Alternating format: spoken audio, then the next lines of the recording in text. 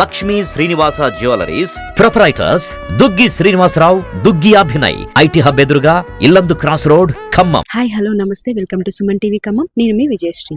ఈ రోజు మనం షేక్ గాలిబ్ సాహెబ్ గారి 4వ వర్ధంతి సందర్భంగా ఇక్కడ ఉన్నటువంటి ఆ సంఘం యొక్క సభ్యులు ఆయనకి నివాళులు అర్పిస్తూ దానికి సంబంధించిన ఎన్నో కార్యక్రమాలు నిర్వహిస్తున్నారు. ఆయన చేసినటువంటి సేవలకు గుర్తుగా ఈ రోజు వాళ్ళు చేసేటటువంటి కార్యక్రమాలు, దానికి సంబంధించిన విషయాలు, వారి యొక్క డిమాండ్స్ గురించి వాళ్ళని అడిగి తెలుసుకుందాం.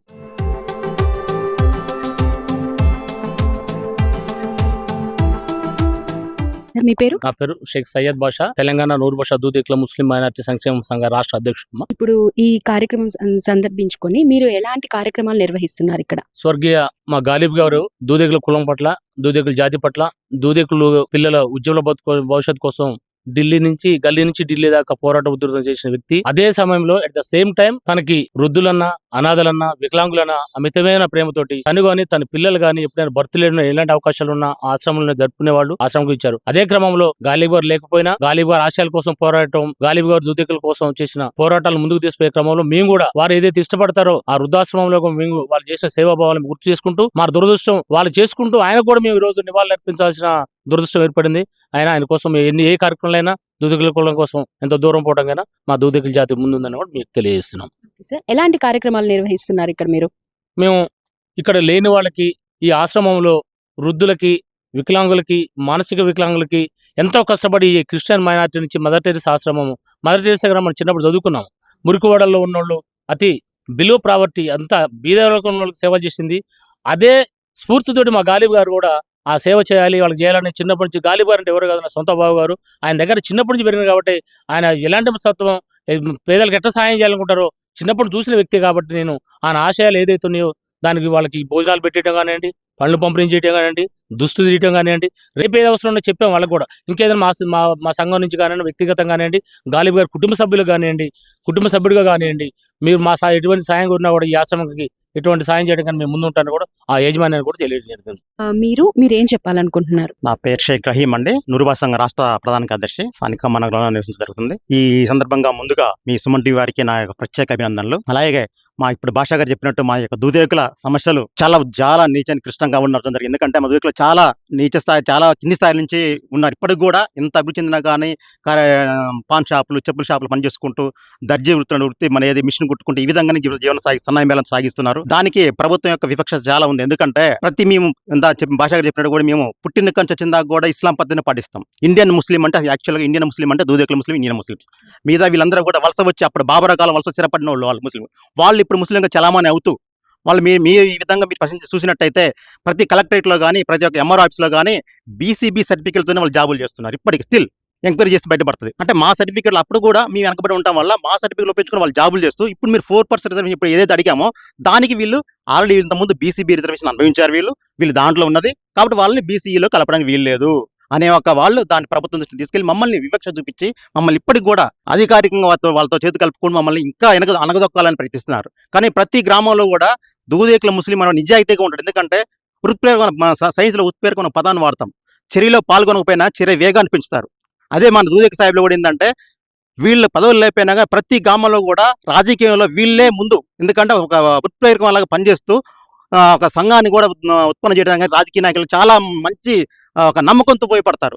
కానీ రాజకీయాలు వచ్చి రాజకీయాలు ఏం చేస్తారు, దాన్ని అవకాశంగా తీసుకొని ఎన్నికల వరకు వాళ్ళు ఉపయోగించుకున్న తర్వాత కూరలో కరివేపాకలాగా వీరి పరం జరుగుతుంది. సో ఈ విధంగా దీని జరుగుతుంది కాబట్టి మీరు మా యొక్క విన్నపాన్ని మన్నించి మీరు వచ్చినందుకు మా యొక్క స్థితిగతుల్ని ప్రభుత్వం దృష్టి తీసుకెళ్లి మాకు దూదేకులకు మంచి న్యాయం చేయాలి చేరుకుంటూ నాకు ఈ అవకాశం సుమన్ టీవీ వారికి ప్రత్యేక నమస్కారం తెలియజేసుకుని ముగిస్తాను. Thank you very much. నేను నూర్ భాషా దూదేకుల ముస్లిం మైనార్టీ సంక్షేమ సంఘం రాష్ట్ర మహిళా అధ్యక్షురాలు. నా పేరు జానీ బేగం. నన్ను పకీర్ సాబ్ గారు ఈ సంఘంలోనికి తీసుకురావటం జరిగింది. తర్వాతకి ఆయన కాలం చేశారు. తర్వాతకి మన గాలిబ్ గారు వచ్చారు. ఆయన కరోనాలో ఆయన ఇచ్చేశారు. కాకపోతే మాది ఒక్కటే, బీసీఈ సాధించే వరకు మహిళలుగా మేము మా వంతు కృషి చేస్తామని, మా ఆశయాలు, మా సిద్ధాంతాలని మా భాష అన్న వెనకాల నుండి మేము నడిపించుకుంటామని తెలియజేస్తున్నాం. గాలిబ్ గారి ఆశయం కోసం ఏదైనా సాధిస్తాం. దూదేకుల సంఘ వ్యవస్థాపకులు షేక్ ఫకీర్ సాబ్ గారు, అట్లాగే క్రిస్టియన్సులు మన గాలిబ్ సాబ్ గారి ఆశయాల కొరకి నేను మన సుమన్ టీవీ వారి ముందు వారికి ధన్యవాదాలు తెలియజేస్తూ నా పేరు ఎస్కే సైదులండి. ఒకటి, మాకు ఏ ప్రభుత్వం చూసినప్పటికైనా మమ్మల్ని అనగతొక్కటే తప్ప మమ్మల్ని ఏ ఒక్క ప్రభుత్వం కూడా మమ్మల్ని పైకి తీసుకొచ్చింది లేదు. ఏ పల్లెటూరులో గ్రామ పంచాయతీలో గానీ, సిటీలో గానీ, లేకపోతే మున్సిపాలిటీలలో గానీ మీ దూదేకులు ఇంతమంది ఉన్నారు రాండి అని చెప్పి ఒక్కరు పిలువరు. కనీసం ఇతర కులాలు చూడండి, పద్మశాలీలకి వాళ్ళకి మగ్గాలను వేసుకుందాని గానీ, దారాల గానీ, దేని గానీ వాళ్ళకు ఎంతో అంత ఆర్థిక సాయం చేసేది. ఫిష్ చేపలు పట్టుకునే వాళ్ళకి, మత్స్యకారులకి వాళ్ళకి వెహికల్స్ ఇచ్చేది, వాళ్ళకు పొలాలకి పైసలు ఇచ్చారు, వాళ్ళని చూశారు. అట్లాగే ప్రతి ఒక్క కులానికి హెల్ప్ చేశారు తప్ప లాస్ట్కి వచ్చేసరికి మా దూదేకుల సంఘం అనేది ఏ రాజకీయ నాయకులు, ఇటు టీఆర్ఎస్ అయింది, ఇటు కాంగ్రెస్ అయితుంది. కాంగ్రెస్ కు తెలుసు మమ్మల్ని పిలిచి ఓట్లు వేయించుకునేది. కాకపోతే మాకు తేడా వస్తుందంటే మేము అందరం కూడా ఎప్పుడు కూడా ప్రభుత్వాన్ని నిలదీస్తున్నాం. మాకు ఏం చేశారు, మమ్మల్ని ఎందుకు మీరు గుర్తించటం లేదు, మమ్మల్ని ఇది చేసేయండి. ఇప్పుడు మా నాయకులు ఏం చేస్తున్నారంటే, నేను నాయకుడు అంటారు కానీ ఆయన దగ్గర పొద్దున్న లేతే గులాంగిరిలే చేస్తారు తప్ప ఏందండి మరి మా కులాన్ని ఎందుకు మీరు పైకి తీసుకురావట్లేదు? మాకు బీసీ బీల నుంచి బీసీ ఈలకి ఎందుకు తెప్పియలేకపోతున్నారు? ఏడ తేడా వస్తుంది? మేము మా బలం ఎంతో చూపిస్తాం ఒకసారి అనేది లేకుండా అయింది. దానివల్ల మేము అందరం వివక్షకు గురై కూడా మేము వెనకకే పోతున్నాం తప్ప ముందుకు రాలేకపోతున్నాం.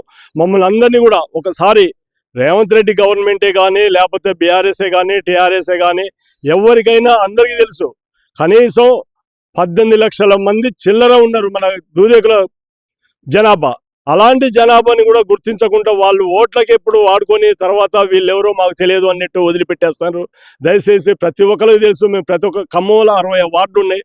60 వార్డులలో లెక్కేసుకునేప్పటికైనా 20% లెక్కేసినప్పటికైనా మేమే మెజార్టీ వస్తాను. మరి మేము తగ్గితే వాళ్ళకి అప్పుడు ఎట్లుంటుందో తెలుస్తుంది. మేము ఏంటంటే మాలో కూడా ఐక్యత నేను పెద్ద కావాలని ప్రతి ఒక్కళ్ళు పేర్లు ప్రకటించుకుంటారే తప్ప అక్కడ చేసేది వాళ్ళు పెద్దలు ఫకీర్ సాబ్ గారు ఎట్లా చేశారో మొత్తం రాష్ట్రాన్ని నడిపించారు, గాలిబ్ గారు రాష్ట్రాన్ని నడిపించారు. ఇవాళ మన దగ్గర వాళ్ళు రాష్ట్రం అంటారు కానీ ఎవరిని కూడా ఒక 10 మందిని వేసుకొని తీసుకుపోయి ఒక నాయకుడికి మేము ఇంత సత్తా ఉన్నది మాకు, మీరు ఎందుకు మమ్మల్ని కలగజేసుకుంటా లేదని చెప్పి అడిగే దమ్ము లేకుండా అయిపోతుంది. వాళ్ళ దగ్గర మనం పోయి అయ్యా మాకు ఏదైనా చూడండి అంటే వాళ్ళు ఇప్పటికి 2-3 సంవత్సరాలు దాటిపోయింది, మనల్ని చూసే దిక్కు లేదు, ఏది లేదు. దయచేసి ఇప్పటికైనా మనం అందరం ఐక్యంగా ఉండి మన సత్తా ఏందో ఒకసారి చూపించుకున్న తర్వాత వాళ్ళే మనల్ని పిలుస్తారని చెప్పి నేను కోరుకుంటున్నాను. చాలా సంతోషం సుమన్ టీవీ గారికి, సంతోషం.